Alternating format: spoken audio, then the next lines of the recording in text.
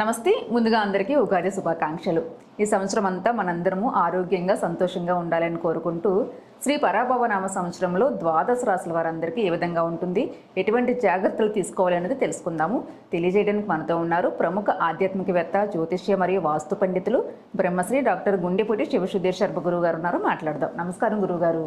శ్రీమాత్రే నమః. శ్రీ గురుభ్యో నమః. మీకు ఉగాది శుభాకాంక్షలు. మీకు మరియు మన విన్భక్తి వీక్షకులందరికీ శ్రీ పరాభవనామ సంవత్సర తెలుగు నూతన సంవత్సరాది శుభాకాంక్షలు తెలియజేసుకుంటూ ఈ శ్రీ పరాభవనామ సంవత్సరం అందరికీ సకలైశ్వర్య ప్రాప్తి, సకల కార్య సిద్ధి, పరమేశ్వర అనుగ్రహ ప్రాప్తి కలుగజేయాలని ఆ మహాబలేశ్వరుని పరిపూర్ణంగా మనస్ఫూర్తిగా కోరుకుంటూ శ్రీమాత్రే నమః. శ్రీ గురుభ్యో నమః. గురువుగారు, శ్రీ పరాభవనామ సంవత్సరంలో తులారాశి వారందరికీ ఏ విధంగా ఉండబోతుంది, ఎటువంటి పరిహారాలు చేసుకుంటే మంచిది తెలియజేయండి. తులారాశి వారికి అఖండమైనటువంటి ధనయోగాన్ని, అదృష్ట యోగాన్ని కలుగజేయాలని చెప్పి పరమేశ్వరుని మనస్ఫూర్తిగా కోరుకుంటూ తులారాశి వారి ఆదాయ వ్యయాలు, రాజపూజ్య అవమానాలు. ఆదాయం 5, వ్యయం 14, రాజ్యపూజ్యం 6, అవమానం 3. ముఖ్యంగా తులారాశి వారికి కూడాను ఈ సంవత్సరం శుభకరమైనటువంటి నాన్న సౌండ్ ఎక్కువ వస్తుందేమో పర్లేదా. తులారాశి వారికి ఈ సంవత్సరం శుభదాయకమైనటువంటి సమయంగా చెప్పుకోవచ్చు. ఇప్పటికే గురుగ్రహ సంచారం అనుకూలంగా ఉంది. అలాగే షష్టమ స్థానంలో ఉన్నటువంటి శనిగ్రహం, శనీశ్వర అనుగ్రహం కూడా అట్లానే ఉంది. పంచమంలో ఉన్న రాహుగ్రహ ప్రభావం, అలాగే ఏకాదశంలో ఉన్న కేతుగ్రహ అనుగ్రహం, అనుకూలత. ముఖ్యంగా తులారాశి వారికి గురుడు ఇంతవరకు కూడాను 9వ స్థానంలో ఉంటున్నాడు జూన్ నెల వరకు. ఆ తదుపరి 10వ స్థానంలోకి వస్తాడు.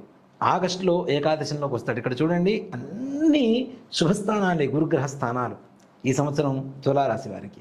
దీనివల్ల అఖండమైనటువంటి అదృష్ట యోగం, ధనయోగం, రాజయోగం పట్టబోతుందని చెప్పుకోవచ్చు.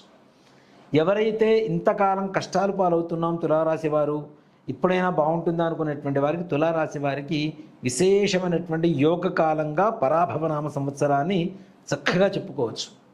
అంతేకాకుండా అనుకున్న సమయానికి అనుకున్న పనులు చక్కగా సానుకూలంగా పూర్తవుతాయి. అలాగే మంచి పేరు ప్రఖ్యాతులు తెచ్చిపెట్టేటువంటి పరిస్థితి, గృహంలో కూడాను ఆనందదాయకమైనటువంటి వాతావరణం, భార్యాభర్తల మధ్య ఏదైనా గొడవలుంటే ఆ గొడవలు కూడా తగ్గిపోయి దాంపత్య జీవితం విశేషమైనటువంటి ఆనందాన్ని గడపటం, పిల్లలు కూడా మీ మాట వింటూ మీకు అనుకూలంగా ఉంటూ మీకు ఆనందాన్ని, పేరుని తెచ్చిపెట్టేటువంటి స్థాయిలో పిల్లలు ఉండడం, అలాగే ఇంట్లో పెద్దల ఆరోగ్య పరిస్థితి కూడా సంతోషకరంగా ఉండడం, మీకుండేటువంటి శారీరకమైనటువంటి రుగ్మతలు కూడా తొలగిపోయి సంపూర్ణమైనటువంటి ఆరోగ్యవంతులుగా ఉండడం తులారాశి వారికి ఒక అదృష్టకాలంగా ఈ పరాభవనామ సంవత్సరాన్ని చెప్పుకోవచ్చు. ఇక పరాభవనామ సంవత్సరంలో తులారాశి వారిలో ఉండేటువంటి రాజకీయ నాయకుల విషయానికి వస్తే వీరికి కూడా మంచి రాజకీయమైనటువంటి భవిష్యత్తు కలగబోతోంది. అతి చిన్న రాజకీయ నాయకుల దగ్గర నుంచి పెద్ద రాజకీయ నాయకుల వరకు కూడాను తులారాశి వారిలో ఉండేటువంటి వారికి అఖండమైనటువంటి యోగం కలగబోతుంది. మంచి స్థానంలో ఉన్నారు, ఇంకాస్త మంచి స్థానానికి వెళ్తాం. అసలు స్థానమే లేదు ఇంతకాలం కూడాను, మంచి ఏది పదవీలు లేవో అనుకునేటువంటి వాళ్ళు కూడా మంచి పదవులు రావడం, తద్వారా ఆనందదాయకంగా ఉండడం, ప్రజాదరణ పొందుతారు, పెద్దల మన్ననలు పొందుతారు. అలాగే వాళ్ళకి కూడా మీరు సలహా ఇచ్చేటువంటి స్థాయిలోకి వెళ్ళిపోవడం, ఇట్లా ఆనందదాయకంగా ఉండేటువంటి పరిస్థితి రాజకీయ నాయకులకు ఉంది. రియల్ ఎస్టేట్ రంగం వారికి చూసుకుంటే వీరికి కూడా నిజంగా తులారాశి అంటాం కదా, తుల అంటే త్రాసు. ఈ త్రాసుని ఎలా అయితే మనం చూస్తూ ఉంటామో అలానే అఖండమైనటువంటి ధనయోగం చక్కగా 2 చేతులతో మన ఇంట్లో సంపాదించుకునేటువంటి పరిస్థితి కనబడుతూ ఉంది. అలాగే ఇంట్లో వివాహం కానిటువంటి వారు కనుక ఉన్నట్లయితే తులారాశి వారు తప్పనిసరిగా వివాహ యోగం కనబడుతుంది. మంచి అబ్బాయికి మంచి అమ్మాయి రావటం, తద్వారా వివాహ యోగం కనబడుతుంది. అలాగే సంతానలేమి సమస్యతో బాధపడుతున్నటువంటి వాళ్ళకు కూడా సంతాన సౌభాగ్యాన్ని పొందేటువంటి అవకాశం పరమేశ్వరుడు కలుగజేస్తూ ఉన్నాడు ఈ యొక్క తులారాశి వారికి పరాభవనామ సంవత్సరంలో.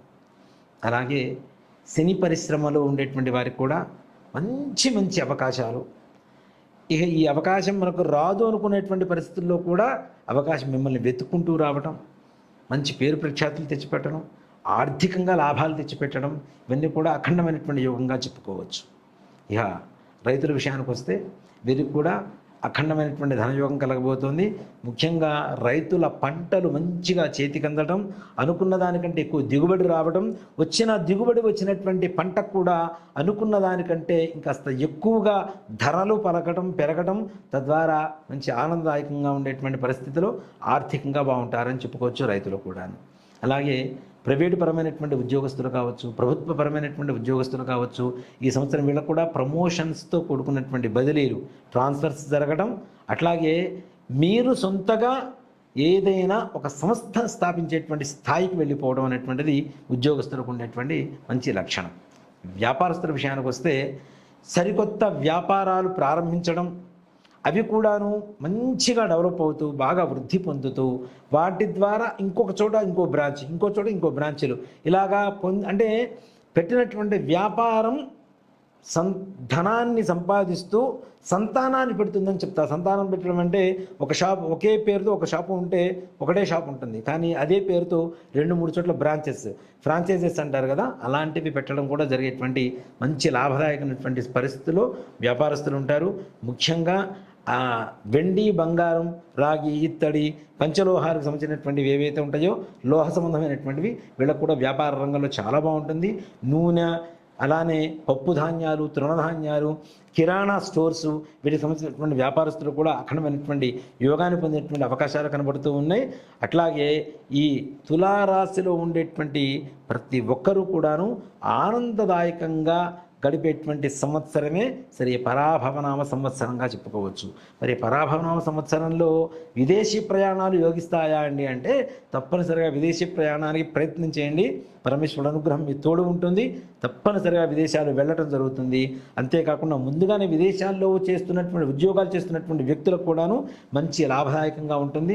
ఉద్యోగాలు భయానకమైనటువంటి స్థితిలో ఉన్నటువంటి ఈ రోజుల్లో వీళ్ళు మాత్రం ధైర్యంగా ఉండవచ్చు అని చెప్పుకోవచ్చు. మరి అన్నీ బాగానే ఉన్నాయి. ఎక్కడో చిన్న చిన్న వ్యవహారాలు ఎక్కడైనా దెబ్బతింటూ ఉంటాయి కదా, వాటిల్లో కూడా ఏది అపజయాలు లేకుండా మంచి అఖండమైనటువంటి విజయంతో ముందుకు వెళ్ళాలి అనుకునేటువంటి వారు తప్పనిసరిగా తులారాశి వారు గుర్తుపెట్టుకోండి. మంగళవారం రోజున సుబ్రహ్మణ్యేశ్వర స్వామి వారికి ప్రతి మంగళవారం అభిషేకం చేయించండి. లేదా ప్రతి దేవాలయంలో ఈ జంట సర్పాలు ఉంటాయి, ఈ జంట సర్పాలకి తప్పనిసరిగా అభిషేకం చేయించి పాలు పోసి శుభ్రంగా కడిగి పసుపు పూసి బొట్లు పెట్టి అలంకరించి స్వామివారికి పూజ చేయండి. దాంతోపాటు సజ్జలు, అలాగే చలిబిడి నివేదన పెట్టండి. లేదా ప్రతిరోజు కూడా సుబ్రహ్మణ్యేశ్వర స్వామి వారి భుజంగ స్తోత్రాన్ని చక్కగా ఈ మన యూట్యూబ్లో జరుగుతుంది వింటూ మీరు అనుకునేటువంటి సకల కార్యాలు కూడా ఇంకాస్త ముందుకు తీసుకువెళ్ళి దిగ్విజయంగా పూర్తి చేసుకుంటారని ఆ పరమేశ్వరుని మనస్ఫూర్తిగా ప్రార్థిస్తూ శ్రీమాత్రే నమః, శ్రీ గురుభ్యో నమః. చాలా వివరంగా చెప్పారు గురుగారు. శ్రీమాత్రే నమః, శ్రీ గురుభ్యో నమః.